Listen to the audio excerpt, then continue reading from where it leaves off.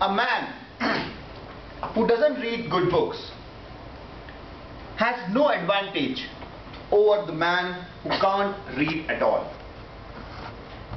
Fellow Toastmasters and dear guests, good afternoon.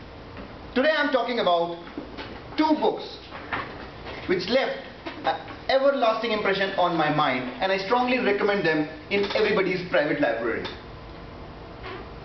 At the stroke of midnight, when the whole world sleeps, India will awake to its life and freedom. Those were the golden words said by Pandit Jawaharlal Nehru on the day of our independence. Our independence, we did not get it. We won it. And although the independence, which was just a beginning, it was also the conclusion of interrelated and many interdependent events. Slow changes like low castes turning to Islam, fast changes like World War, America emerging as a superpower, and many more such factors which contributed to the events which triggered in the span of 1920 to 1948.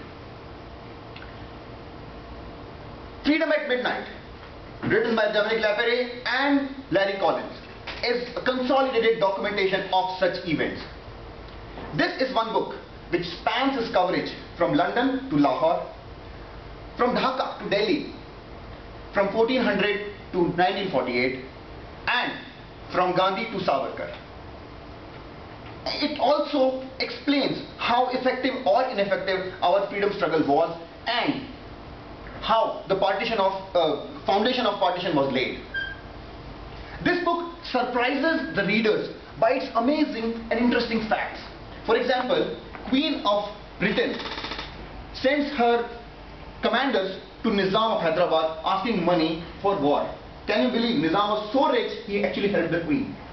Or a man who never visited India was made a commissioner of Border Commission during partition. Or during partition, all cotton mills stayed in India, where all the cotton plantation went to East Pakistan, now Bangladesh. But in the end, this book belongs to one man, Mahatma Gandhi. This book precisely describes the power of that frail man and the aura by which he saved West Bengal from burning during partition. Freedom at Midnight is one book which historians insist must be a part of Indian textbooks in the schools. I am very proud that I have read this book and I am spreading a word about it to the generation of Harry Potter and Jeffrey Archer. This is my recommendation number 1. Okay, that was serious. So after taking a stroll in that serious pre-independence era, then arrived the funny India of 1960s and 70s, where Garibi Hatao, Panchayati Raj, License Raj and such slogans were the favorites of white collars. Why funny? Because India was a child trying to run before even started to crawl. That was the India which witnessed the government scheme of 50 rupees to a man who can willfully undergo the surgery to prevent himself from becoming a father. Okay, family planning. So they tried their level best, but we did not stop. Okay, so giant problem arose, but we stood tall. We always say that India is a great country, not because of our culture, but because of our ability to survive the esteemed presence of garbage, pollution, corruption, mosquitoes, flies, malaria, and no sanitation system in villages. In 1968, one political satire was published which made a mockery of limping Indian system and growth.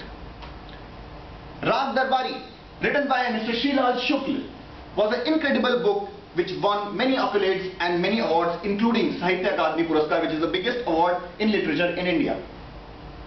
Rag Darbari starts its journey in a village called Shivpalganj, which has only one good thing, a college, Changamal Intermediate College. Although the classrooms of the college are used to time buffaloes of college chairmen, everyone wants to have the share of college committee. Why? Because college committee gets the grant from Ministry of Education. That's smart. This entire story revolves around the college and the politics. On its way, the book maintains its humorous and satirical approach in describing the formalities of Indian democratic system,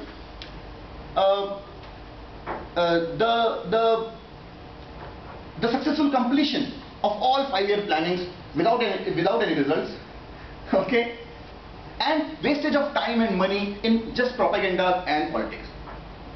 Also, Rag Darbari touches upon some very unique characteristics of our youth society, like teenagers getting their education from filmi kaliyan, supernatural powers of IAS officers, using which he can audit a village without even visiting it. Healthy lifestyle, not of villagers but of flies and mosquitoes. And police arriving at the scene before the crime, maybe to commit the crime themselves. So, supported by realistic examples, Rag Darbari continues to entertain the readers with its stomach-crunching jokes. Packed with such humorous things, you will be amused by the wit of the author when he describes a scene of a police station with 2 buffaloes, 2 rifles, 2 havaldars and 1 in charge doing nothing at all, because they are very busy. They have so much work that they are not able to do any work. Or in another scene where kids in school, not even having food in their stomach and slippers in their feet, but they are understanding the concepts of relative density. Okay. Packed with such an amazing scenes and witty humor and satirical descriptions, Rag Darbari is available in both in Hindi and its English version, translation, but I strongly recommend this book in its original language because its punching humor and satirical scenes can be enjoyed best in its original language. I have this book, so I can share with anybody who is interested, but as we always buy our own clothes, buy your copy and enjoy.